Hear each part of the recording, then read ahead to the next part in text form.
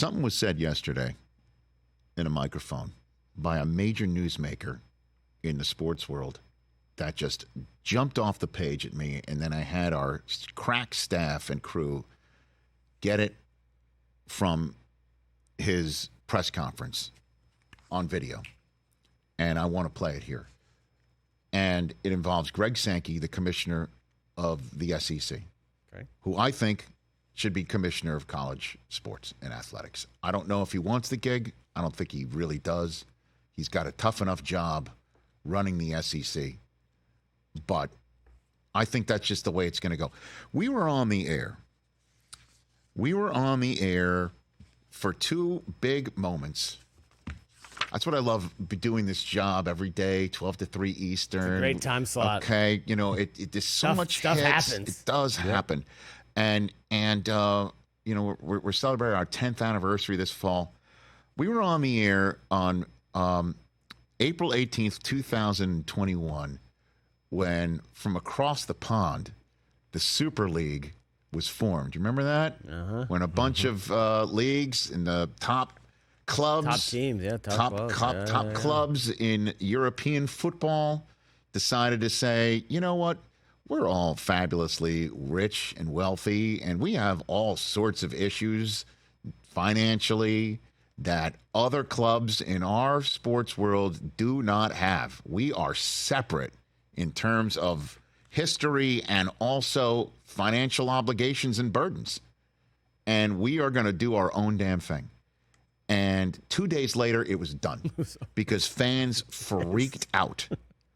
Literally 2 days later, 9 clubs that said that they were in on this Super League that I think was 15 clubs and was going to go to 20. Yeah. 9 of them said we're out, including all 6 English clubs. Withdrew. Boom. Honestly, Super League lasted as long as Bill Belichick's tenure as head coach of the New York Jets. It was a little bit longer. Over.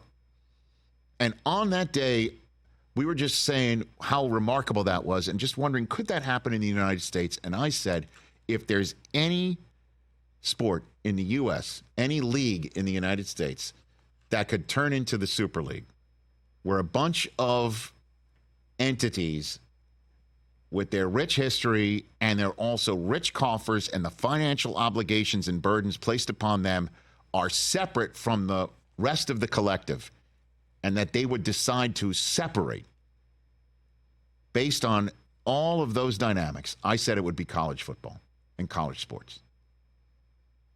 We were on the air on July 1, 2023. Okay? I believe that was the day when NIL was born. Name, image, and likeness was born. We were on the air the day it first became a reality, and we had guests on, and everybody is like, your guess is as good as mine on how this is going to play out.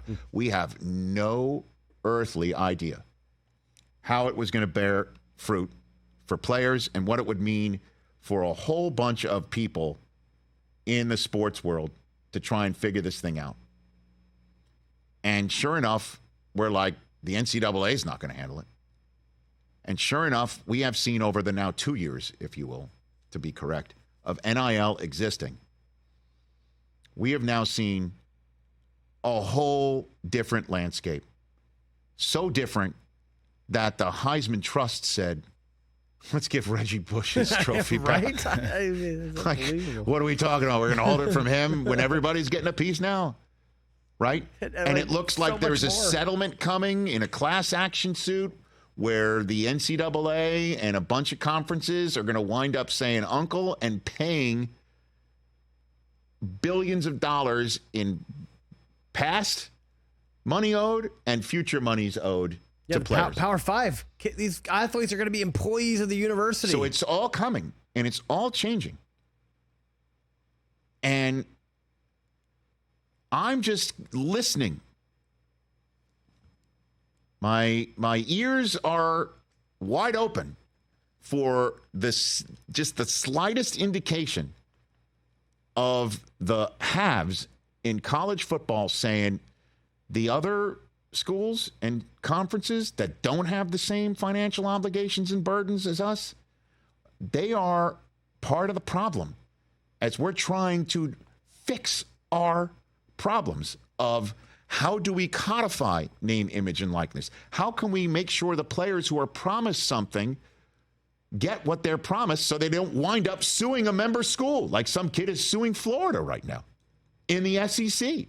Yeah, for $13 How do we million. make sure the kids aren't left in the lurch? How are we sure that everybody's playing at least on the level? How are we sure that the scheduling can be as on the level as possible? How can we make sure that transfer portal rules are something that our member schools that have all of the financial obligations and burdens and money coming in, that we can all play by the rules that we need? But the other schools don't have the same issues, and they're not as focused on these problems as we need to be to fix this damn thing, because what we're doing is not sustainable. We don't want to live life like this. Greg Sankey wrapping up the SEC week of press conferences, their media week, on Thursday, had this to say when he was asked about the NCAA. And he talked about how back in January, there were weeks of meetings between the College Football Playoff Committee, commissioners' meetings, and NCAA committee meetings, all in advance of the College Football Playoff finale in Arizona. And he had this to say on the frustrations he had in these meetings as the commissioner of the SEC. Hit it. There's times in the job when you're a bully and times when you need to be a statesman. And I try not to be a bully, really. But that day was enormously frustrating. It was enormously frustrating for several reasons. One, the NCAA is a committee nomination process, which says that I, as a commissioner, can go invite Oklahoma and Texas to join. I can sign media deals with Disney, but I can't decide who's on the women's golf committee for my conference, who'd be the best representative. I think that illustrates part of the NCAA's problem. And so that day I raised the issue, and we argued about that for 40 minutes. That should have been a 5-minute conversation to say, you know what? Conferences have a responsibility to contribute to diversity, fulfill it. If you don't, we'll have a catch-all system. But you as a member have the responsibility to appoint qualified members to our committees. I don't know why that's difficult for my colleagues. We then had a presentation on work of an NIL working group, and the opportunity was offered for questions, and I decided to just wait and see what people had to say. Nobody said a word. Nobody said a word. And I jumped in and basically said, you have to be kidding me. So I was a jerk. Okay? I was a jerk. And I try not to be a jerk all the time, or most of the time, but sometimes you have to be a jerk. That informs that January thought of you are not going to solve the big problems we face in big rooms filled with people. Mm-hmm. That's an opinion. I think that's a shared opinion. And I think that moment illustrated it for me. Mm-mm. Now, a few things. One, remember back in the day when we had just the Rich Eisen podcast, Christopher? I do. Okay. TJ, we had as an occasional guest the brilliant director Steven Soderbergh. I heard this. Yeah. He told me that one day he was planning, if he ever wrote a memoir, the memoir would be called "Now You're Making Me the A-Hole." And I thought of that when I heard Greg Sankey say, now I'm a jerk. Sometimes I got to be a statesman. I was a jerk that day because they were making him the a-hole. What do I mean by that? He's sitting there in these meetings, and there's a name, image, and likeness presentation, and it was sent out to the collective group for questions. And he said, I was waiting to hear what others had to ask.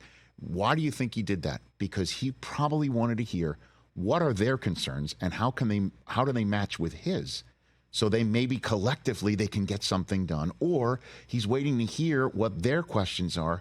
And if they are so patently in opposition of his interests or totally far afield of his interests, then he knows he also has a problem. But the worst thing happened. Nobody had any questions at all. And he's like, are you kidding me? And he's now thinking solving big problems in a big room isn't going to work. And that's it's an opinion, as he said, but a shared opinion. Who might share that opinion with him? Well, maybe the Big Ten, who also has a deal with, NBC and CBS and so on, and Fox. They have the same issues about NIL and everything else, scheduling, transfer portal, all of this stuff. And sure enough, you know what happened in February of this year? There was an announcement, a partnership with the Big Ten. Now, that's one way to put it, partnership. It's being called, I have it right over here, it's like a working group where the Big Ten and the SEC announced that they're just going to have meetings with each other just to talk about stuff.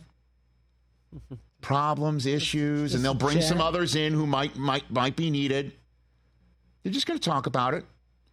And apparently, this was born out of a phone call that Sankey made to Big Ten Commissioner Tony Petitti after this week in question. He's like, this week was so off the charts with these meetings, I'm calling up Tony. And he volunteered that later in the press conference. So afterwards, traveling home, we have some really big problems. And it didn't seem to me that we were working to solve some of the medium problems. And we weren't even talking in some of those rooms about the really big issues. And I have thought for a long period of time that if the two conferences could agree that you could fulfill a leadership responsibility. Now we have to do that with people. And that was the genesis of the phone call to Tony.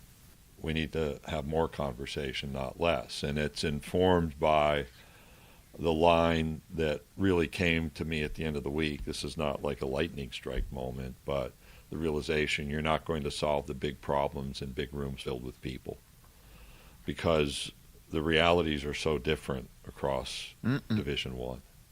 I want to be clear, it's not an alliance. It's the ability for our leadership as presidents, chancellors, and athletics directors to work together through some of these important issues, and we hope draw people in as we work towards resolution of the challenges. Draw people in. It's a joint advisory group. Will a joint advisory group lead to a Super League? It sure seems like it. Interestingly enough, Sankey said what is still connecting Division I sports together writ large. He mentioned it was the NCAA tournaments. He also said expanding the men's tournament is something he would be up for. And if you're sitting there thinking a 68 team field right now is enough, he pointed out right now NC State was an 11 seed that went on that magical run this year. He's basically saying what you're doing with that first four by having two 10 seeds play each other is you're eliminating future NC States, so you might as well fill it up with more 15 and 16 seeds so those 10 seeds can play as a 7 seed or what have you against more like a 17 or an 18 seed or something like that. You can wind up expanding the field. So instead of eliminating NC State, you give them a chance to get in and play longer, which was I had the same thought as you did visually there, TJ. We're like, okay. I get that. I see that. Yeah. So it's kind of wild that basketball may continue this relationship because you do need the smaller conferences to put their teams into this tournament. You do need that. I'm just wondering if in the football world, they're just going to separate because the big rooms are a big problem.